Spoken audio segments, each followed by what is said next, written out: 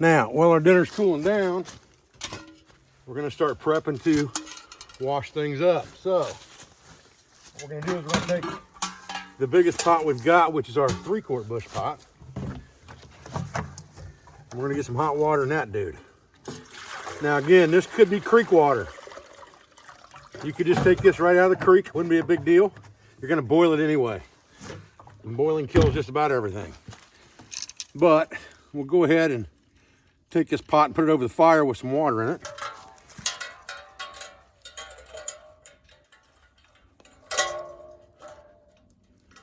Get it nice and hot. It doesn't hurt anything to actually soak things like silverware and cooking implements in that water while it's cooking, while it's getting hot either. So we'll go ahead and put that cook spoon in there. We'll leave the spoon out to eat with. We didn't really dirty up a lot of dishes, so we don't have to worry about a lot. We've got a bush pot we're gonna have to clean, a skillet and spoon we're gonna have to clean, and we've got that stirring spoon we have to clean. But we got plenty of water in this bush pot to do that with. I'll show you how that works in a few minutes. About the only thing we've got left on this chili mac is to give it a taste. And I'll tell you what, I'm a big fan when I'm alone in camp of just eating right out of the skillet. Dirty less dishes that way. Oh man, wow, that's fantastic. Man, that's some chili mac to die for right there, boy. Woo-wee. All right, guys, well, we just got to cook some chili mac here. We made a few dishes. I'm not even done eating my chili mac yet out of the skillet. But what I wanted to address was we had some questions on our Facebook page, the SRO Facebook page. We put a post up about, what kind of things would you like to see? A lot of those posts were pretty repetitive and things that I've already done several times. If you look through my catalog of YouTube videos, and I realize it's a huge catalog, but there are some playlists on there. A lot of the things that you're asking about, I've already covered, some of them more than once or twice on video. Now, one of the questions that was asked on there, and it had the most likes of any question, actually had a couple replies, was by a guy named Tim Piper. And he was asking about how you clean up your cookware after the fact, assuming that you don't have, a sink and liquid soap and all of those types of things. And there's quite a few different ways you can do that. We're going to address some of that in this video. But what I wanted to say is that we really appreciate that feedback. And what I'm going to do is SRO is going to send Tim Piper, they're going to reach out to you. They're going to send you an SRO care package for giving me the idea for this video that will be on the Self-Reliance Outfitters channel. We're going to talk about how you clean dishes up after the fact in cooking. And we're going to talk a little bit about different ways of doing that, assuming that we have water nearby. You have to think about that for a minute, because I've heard people say, well, what if you don't have any water to do your dishes? If you don't have any water to do your dishes, then you shouldn't be cooking food, because in turn, you probably don't have enough water to be drinking either to metabolize that food. So there's a give and take there. You have to use some common sense. If you've got a creek nearby, you've got a source of water that you can get a couple bush pots out of, you've got plenty of water to hydrate and cook food, and you've got plenty of water to do dishes. The creek's probably not going to run dry overnight on you. So take those things into account when you're asking about how to do certain things, because I don't like those what if scenarios of what if I don't have any water at all? If I don't have any water at all, I shouldn't be cooking food at all. I should be more worried about drinking the water and disinfecting that than eating food. However, we've got a creek down at the bottom of the hill here from the hunting camp. I brought some water in with me to the hunting camp. I actually did bring soap in here in the form of a liquid soap that I carry in my camp box, but we're not going to use that today. We're going to talk about just how do we do it if we're short on those type things. And ashes, they contain lye. So ashes can be used to wash your dishes. You can put some ashes from the fire in with the water, mix it in with the water, and use it as a acidic base to help wash your dishes in hot water, and it will work just fine. You can just use the hot water. Remember that boiling kills about everything. So if you scrape all of the nasty food out of it beforehand and then wash it with boiling water and put it over the fire and things like that, you're going to kill everything in it, and then you just have to wipe it out. Now, if you didn't have enough water to use to clean your dishes after the fact, or for some reason you're running low, didn't want to run down to the creek, whatever the case may be, you could just turn the skillet upside down over the fire and burn the food out.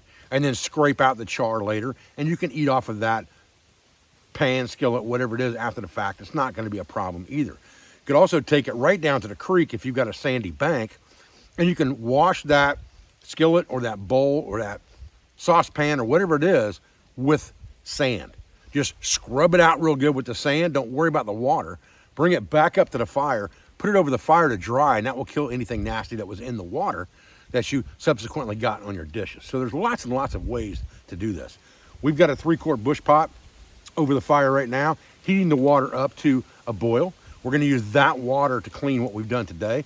We're gonna take the remainder of the skillet from our chili mac. We're gonna scrape that food off away from our camp somewhere, well away, if we can't dispose of it, or if we don't eat it all. All right, so what we've got left in this skillet, we're just gonna scrape it down with our spoon as best we can to get the major amount of gunk out of it. You don't wanna burn food to your skillet if you can help it, obviously. That will make it much easier to clean if you don't do that. However, that food can be burned off after the fact, and just take your time and scrape it out. If you don't have a spoon, you can use a stick, you can use a wedge, anything like that that will get in these corners and just get the food off of it is better than nothing. All right, once you get that, same thing with the spoon. I'll take leaves and I'll wipe it out with leaves to get any major league gunk off of it, remembering that I'm gonna boil it anyway. Any dirt that's in the leaves doesn't make any difference at all to me. So I'll wipe all this stuff off as best I can with leaves, and I'll boil it after the fact to clean the rest of it out of there. And you can see that spoon's fairly clean just from the leaves. Now, I'll do the same thing with my skillet. I'll grab a pile of these damp leaves and dirt, and I'll wipe this out really good, just like this.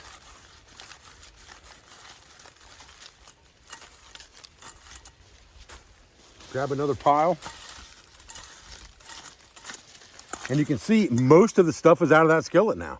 Now I just need to boil some water in it. It's gonna be good to go. Okay, so I've done pretty much the same thing with all of my cookware, wiped it out with those leaves. Now what I'm gonna do is come in here, grab this bush pot, pour a little bit of water in the skillet, right over top of the utensils, just like that. Pour some water in this bush pot. I'll just transfer all of the water from one to the other. I'll take this bush pot off because it's clean. It doesn't matter. Set it off to the side. I'll take this bush pot and put it over the heat so that water stays hot. Now, if I don't have a rag, I'll just use my hands. And I'll wipe the inside of that skillet down really good with that hot water. And then I might even boil that water on the skillet while it's sitting here. But you can feel with your hands, you can feel any junk that's stuck to the bottom of that skillet, and you can wipe it out. If you got a rag, wipe it out with a rag. Take some kind of a camp rag or a bandana. Get a little bit of the water out of there so I'm not sloshing around too much on a fire.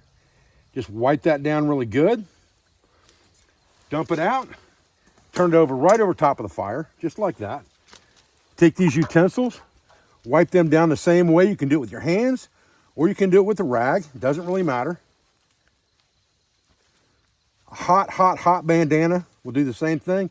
And you can put those utensils right over the fire as well, over the heat there, and it's not going to hurt anything at all to do that. And this bush pot's already overheat with water. So all we need to do now is scoot some heat underneath this stuff to dry it out. Get some heat underneath this bush pot, build our fire up a little bit.